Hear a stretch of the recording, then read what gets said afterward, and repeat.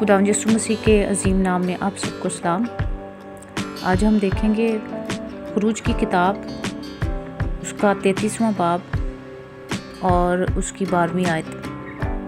और मूसा ने खुदावंद से कहा, देख, तू मुझसे कहता है कि इन लोगों को ले चल, पर मुझे ये नहीं बताया कि तू किसको मेरे साथ भेजेगा। हालांकि तूने ये भी कहा है कि मैं तुझको बनाम जानता हूँ और तुझ पर मेरे कर्म की नज़र है। बस अगर मुझ पर तेरे कर्म की नज़र है तो मुझको अपनी राह बता, जिससे मैं तुझे पहचान लूँ, ताकि मुझ पर तेरे कर्म की नज़र रहे।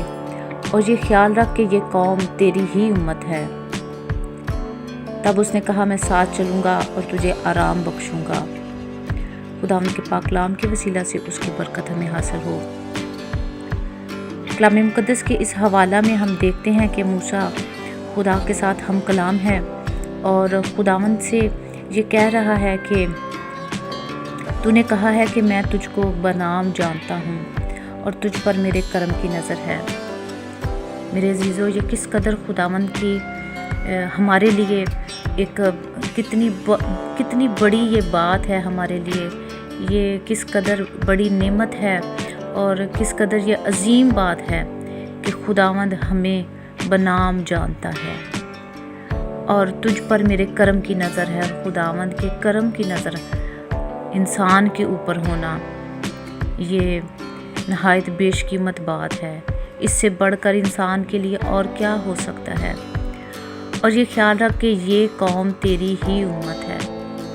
खुदावंद का शुक्र हो कि हम खुदावंद की उम्मत हैं, हम खुदावंद के नाम से कहलाते हैं। ये कोई छोटी बात नहीं।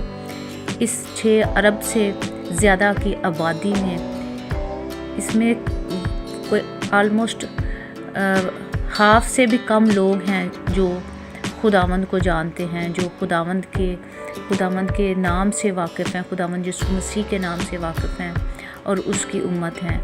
और इतने अरब लोग जो कि खुदावंद से वाकिफ़ नहीं हैं, किस कदर ये उनके लिए और खुदावंद में रहते हुए हमारे लिए ये बात लम्हा फ़िक्रिया है कि हर वो जान जो खुदावंद से वाकिफ़ नहीं है उसकी क्या हालत है। क्योंकि खुदावंद यीशु मसीह में होते हुए ही हम खुदा की ख़ास उम्मत बन जाते हैं। ये कोई छोटी बात नहीं, ये बहुत बड़ी बात है। खुदावंद जब हमें अपने कदमों में, अपनी हुजूरी में ले आता है, हम जब उसकी हुजूरी में बैठ जाते हैं, हम दुआ मांगते हैं, हम दिल से उसका शुक्र अदा करते हैं, हम उसकी जब इबादत करते हैं, इस बात को मामूली ना जानें, इस बात को इतना लाइट ना समझें। ये बहुत बड़ा अज़ाज़ है हमारे लिए। खुदावंद के नाम से कहलाए जाना, बुलाए जाना, उसकी इबादत करना। और जब हम ख़ास तौर पर दिल से उसके तालिब होते हैं, जब हम दिल से खुदावंद की तरफ रुजू लाएं, तो ये बहुत बड़ी बात है। ये खुदावंद का ख़ास फ़ज़ल होता है। और बेशक ये फ़ज़ल हर उस इंसान के ऊपर है जो खुदावंद का तालिब होता है, जो खुदावंद का नाम लेता है, जो खुदा की, जो हवा की इबादत करता है, उसके बेटे यीशु मसीह पर ईमान रखता है। क्योंकि इसी की वजह से हम खुदा की ख़ास उम्मत बनते हैं। और आगे जाके 16वीं आयत के आखिर वाली लाइन में लिखा है, ताकि मैं और तेरे लोग रुए ज़मीन की सब कौमों से निराले ठहरें। Hallelujah, praise the Lord.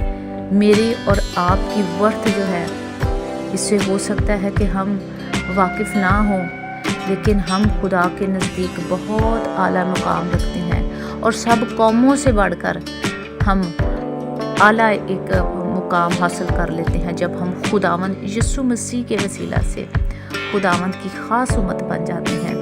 क्योंकि बेशक वही राहक और ज़िंदगी है, वही दरवाज़ा है और कोई उसके वसीला से बाप के पास नहीं जा सकता।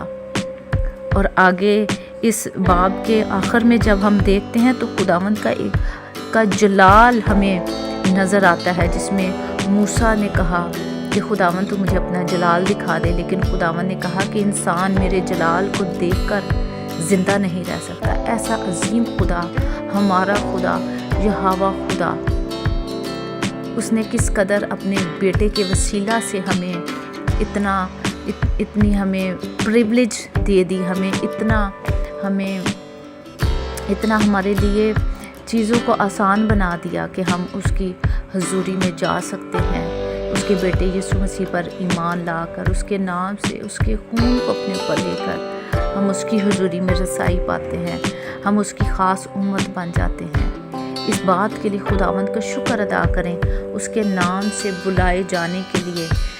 خدا کے کلام میں لکھا ہوا ہے کہ ہم جو کوئی امت نہ تھے، خدا نے ہمیں اپنی خاص امت بنایا، اپنی خاص ملکیت ٹھہرایا۔ خداوند کا شکر ہو، اس کے نام سے کہلائے جانے کے لیے وہ ہمیں بنام جانتا ہے، ہمیں نام بنام ہم سے واقف ہے۔ خداوند کا شکر ہو۔ ہم خداوند کو کیا دیتے ہیں؟ ہم اپنے ارد گرد دیکھ سکتے ہیں کہ غیر قومیں کس طرح سے اپنے خدا کو خوش کرنے کے لیے اپنے مال سے، اپنی جسمانی عبادت، اپنی مالی عبادت، ہر ممکن طریقے سے وہ کوشش کرتے ہیں اپنے رب کو راضی کرنے کے لیے، اس کی عبادت کرنے کے لیے، اپنے آپ کو ایک طور سے اپنی آخرت کو آسان بنانے کے لیے۔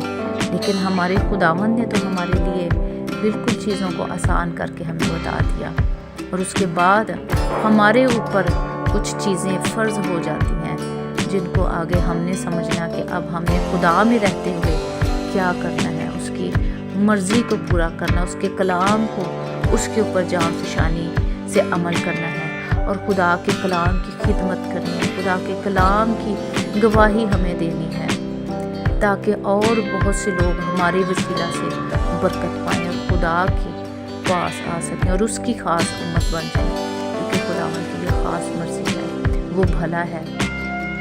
خداوند کا شکر ہو، خداوند آپ سب کو برکت دے، آمین۔